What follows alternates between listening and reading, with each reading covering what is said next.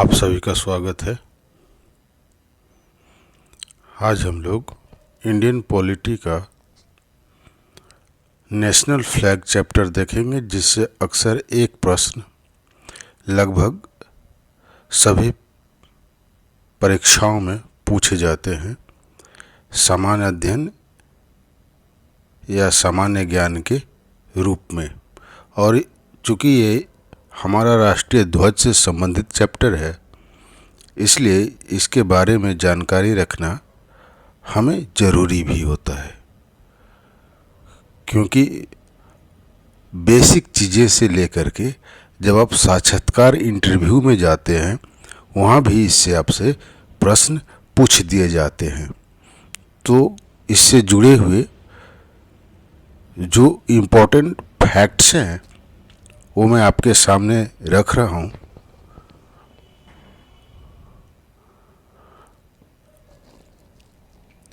जैसा कि आप जानते हैं, भारत का राष्ट्रीय ध्वज जो है वो तिरंगा के नाम से जाना जाता है, जिसमें 3 समानांतर रंगों की पट्टियां हैं। सबसे ऊपर गहरी केसरिया पट्टी है, बीच में सफ़ेद और सबसे नीचे गहरे हरे रंग की पट्टी है। अब जो गहरी केसरिया है उसे इंग्लिश में इंडियन सैफ्रॉन कलर बोला गया है, सफ़ेद को वाइट ही बोला गया है और गहरे हरे को इंडियन ग्रीन कलर बोला गया है। तो इस इंग्लिश वर्ड को भी ध्यान में रखेंगे।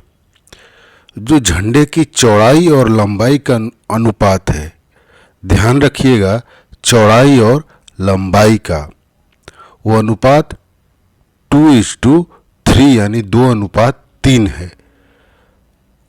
जब हम ऑब्जेक्टिव बनाते हैं, अगर यही लंबाई और चौड़ाई दे देगा तो 3:2 हो जाएगा। तो ऐसे आसान प्रश्नों को ध्यान से देख करके बनाएंगे। जो ध्वज की जो चौड़ाई और लंबाई का अनुपात है वो 2:3 है। सफ़ेद पट्टी के केंद्र में जो गहरे नीले रंग का चक्र है, उसका प्रारूप अशोक के सारनाथ स्थित सिंह स्तंभ पर बने चक्र से लिया गया है। और इस गहरे नीले रंग के लिए इंग्लिश में नेवी ब्लू कलर शब्द का प्रयोग किया गया है। तो आप नेवी ब्लू कलर भी ध्यान में रखेंगे। इस चक्र में 24 तिल्लियाँ 24 तिल्लियाँ मौजूद हैं। तिल्लियाँ मीन्स स्पोक्स। जो आपकी बाइसाइकिल होती है, साइकिल होती है, उसके व्हील्स में यानी कि उसके पहिए में जो स्पोक्स लगे होते हैं, ठीक उसको ही तिल्लियाँ बोलते हैं। उसी तरह की तिल्लियाँ जो है इस चक्र में है, जिसकी संख्या 24 है। राष्ट्र ध्वज में मौजूद यह चक्र देश की प्रगति का सूचक है। केसरिया रंग वीरता एवं शक्ति का प्रतीक है, वहीं सफ़ेद रंग सच्चाई का तथा हरा रंग हरियाली और खुशहाली का प्रतीक है। लेकिन इसके पीछे की कहानी कुछ और है। जब महात्मा गांधी ने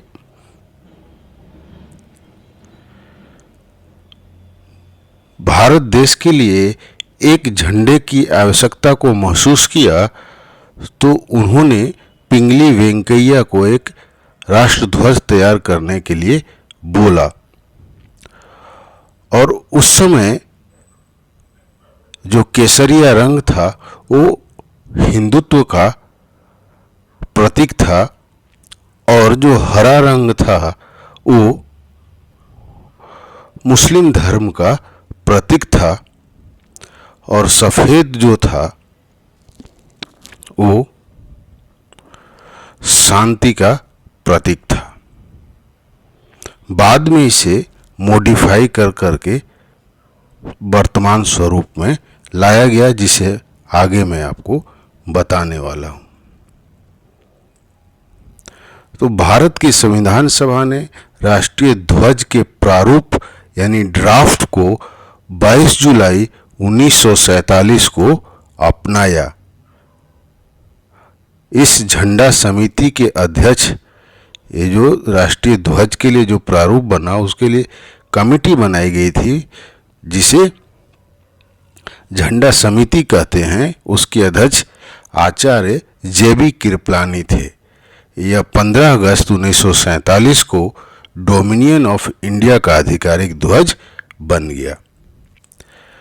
यह ध्वज यानी हमारा झंडा स्वराज ध्वज पर आधारित है, जो भारतीय राष्ट्रीय कांग्रेस का एक झंडा हुआ करता था, जिसका डिजाइन पिंगली वेंकैया द्वारा तैयार किया गया था महात्मा गांधी के कहने पर। थोड़े से इसके बैकग्राउंड में चलते हैं जिससे भी प्रश्न पूछे जाते हैं। लॉर्ड कर्जन के समय में बंगाल का विभाजन 1905 में हुआ था। उसके बाद भारतीय स्वतंत्रता आंदोलन का प्रतिनिधित्व करने के लिए एक नए झंडे की जरूरत महसूस हुई और उसकी शुरुआत की गई, जिसने देश के भीतर जातियों की भीड़ को एकजुट करने की कोशिश की। वंदे मातरम ध्वज राष्ट्रीय स्वदेशी आंदोलन का हिस्सा था। ध्वज का नाम है वंदे मातरम ध्वज, जो राष्ट्रीय स्वदेशी आंदोलन का हिस्सा था। राष्ट्रीय स्वदेशी आंदोलन बंगाल विभाजन के बाद उत्पन्न हुआ था, जिसे भारतीय धार्मिक प्रतीकों को शामिल किया गया था, जिसे पश्चिमी हेराल्डिक फैशन में दर्शाया गया था। नीचे उसका चित्र है, मैं आपको दिखा दूंगा। तिरंगे झंडे में, यह भी एक तिरंगा ही था, झंडे में ऊपरी प्रांतों पर 8 सफेद, ये वंदे मातरम ध्वज की चर्चा यहाँ हो रही है। झंडे में ऊपरी प्रांतों पर 8 सफेद कमल 8 प्रांतों का प्रतिनिधित्व करते हुए, नीचे के लाल बैंड पर एक सूर्य और एक अर्धचंद्राकार, और केंद्रीय पीले बैंड पर हिंदी में वंदे मातरम का नारा लिखा हुआ था। झंडे को कलकत्ता में लॉन्च किया गया था तथा लॉन्च केवल समाचार पत्रों द्वारा संक्षिप्त रूप से कवर किया गया। झंडे को समकालीन सरकारी या राजनीतिक रिपोर्टों में शामिल नहीं किया गया था, लेकिन इसका उपयोग भारतीय राष्ट्रीय कांग्रेस के वार्षिक सत्र में किया गया था। बाद में 1907 में स्टुटगार्ट, जो जर्मनी का एक शहर है, में दूसरी अंतर्राष्ट्रीय सोशलिस्ट कांग्रेस मीन्स सम्मेलन में मैडम भिखाजी कामा, जिन्हें भारतीय स्वतंत्रता क्रांति की मां कहा जाता है, के द्वारा वंदे मातरम ध्वज के संशोधित संस्करण को फहराया गया, लहराया गया। कहाँ? स्टुटगार्ट में, जर्मनी में 1907 में। नीचे मैडम भिखाजी कामा का पिक्चर आप दे सकते हैं, जो कि एक इंडियन पोस्टेज स्टैंप है, डाक टिकट।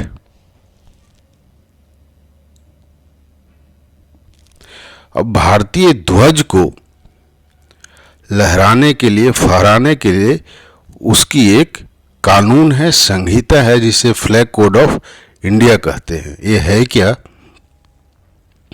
यह एक्चुअली कानूनों, प्रथाओं और परंपराओं का एक समूह है जो भारत के राष्ट्रीय ध्वज के प्रदर्शन पर लागू होती है। भारतीय ध्वज संहिता 2002 26 जनवरी 2002 से प्रभावी है, यानी with effect from 26 January 2002। Doctor PD Shenoy समिति के अनुशंसा के आधार पर इस ध्वज संहिता को लागू किया गया।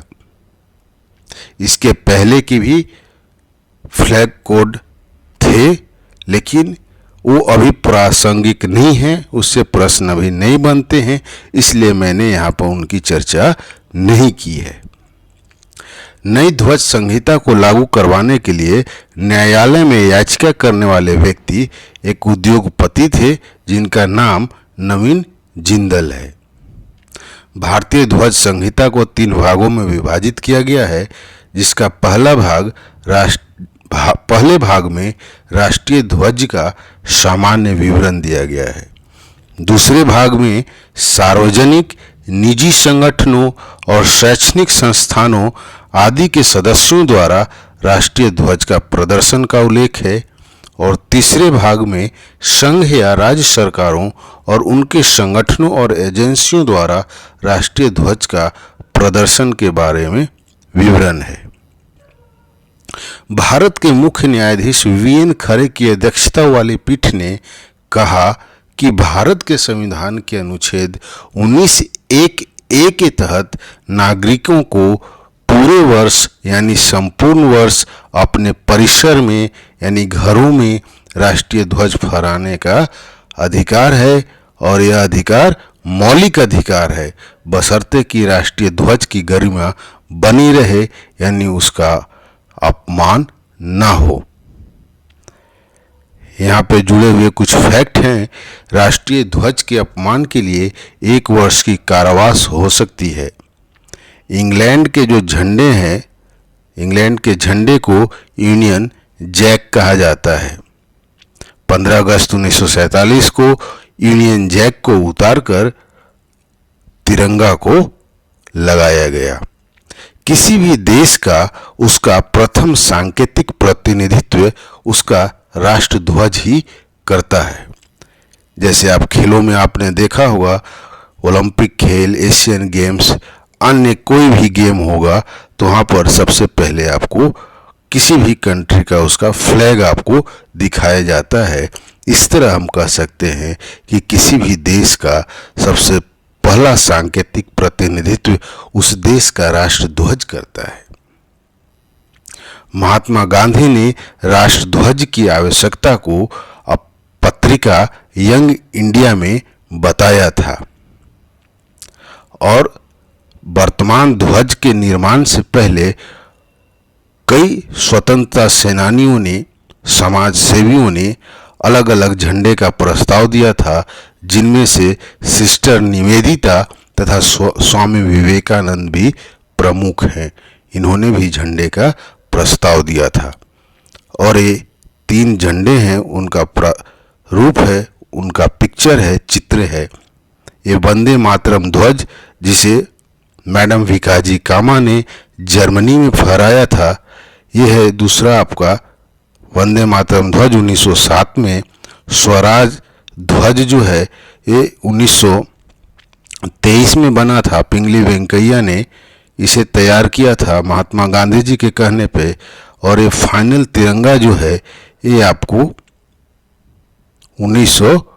15 अगस्त 1947 को स्वतंत्र भारत के लाल किले पर लहराया गया। तो ये रही हमारे तिरंगे की कहानी। आपको कैसी लगी आप कमेंट करके ज़रूर बताएं।